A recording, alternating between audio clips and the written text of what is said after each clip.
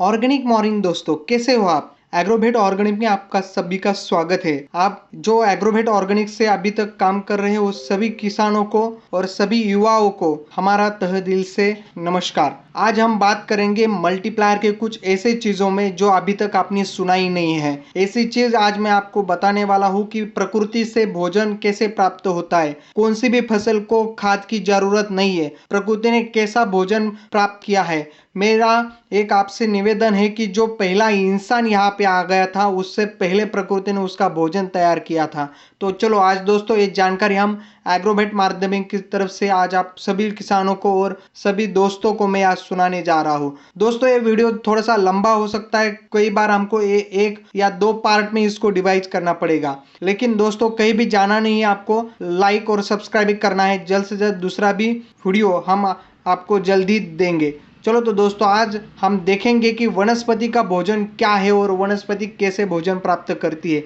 वनस्पति के संपूर्ण भोजन की व्यवस्था प्रकृति ने बनाई है, इस बात को सारी दुनिया के वैज्ञानिक मानते हैं। उनका रिसर्च कहता है कि किसी भी वनस्पति का 96.2% भोजन सूर्य प्रकाश, हवा तथा पानी से मिलता है। बचे हुए 3.8% भोजन की व्यवस्था मिट्टी से पूरी होती है। मित्रों, जिस हम मिट्टी कहते हैं वास्तव में वो सभी प्रकार के खनिज है जिनकी हमारी वनस्पति को आवश्यकता है। जैसे मुख्य अन्नद्रव्य में नत्रस, स्फुरद, पोटैश, दुय्यम अन्नद्रव्य में कैल्शियम है, मैग्नीशियम है, सल्फर है तथा सूक्ष्म अन्न की द्रव्य में boron, chlorine, copper, iron, manganese, molybdenum, zinc वनस्पति को कम ज्यादा प्रमाण में लगने वाला ये सभी घटक खनिज के स्वरूप में मिट्टी में उपलब्ध है। इसके अलावा 3 घटक है जिसको हम कहते हैं कार्बन, हाइड्रोजन तथा ऑक्सीजन। एक घटक पानी तथा हवा से उपलब्ध होते हैं। वनस्पति को भोजन के उपलब्ध की प्रक्रिया क्या है। 1 ग्राम मिट्टी में 10 करोड़ सूक्ष्म जीवाणु होते हैं। इनका भोजन वो खनिज है जिसे हम मिट्टी कहते हैं। एक खनिज जीवाणु का भोजन है मित्रों। उनको खाने से खनिज का रूप परिवर्तन होता है, उसे दूसरे जीवाणु खाते। इस प्रकार मिट्टी के खनिज जीवाणु के भोजन से वनस्पति का भोजन बन जाता है। ये वनस्पति का भोजन देने की प्राकृतिक व्यवस्था थी जिसने प्रकृति ने बनाया हुआ था। वनस्पति को आवश्यकता से अधिक भोजन मिलता था, इसलिए वनस्पति बलवान था। वनस्पति की बलवानी तथा निरोगी रहती थी। लेकिन हमारे फसल है वो बलवान वनस्पति कीटकों को प्रतिकारक करती थी, इसलिए जहरी दवाओं की हमको कभी भी जरूरत नहीं पड़ती थी। दोस्तों कभी भी किसानों ने जहरीली दवा फसल जब भी शुरुआत की बोआने की या किसान ने जब भी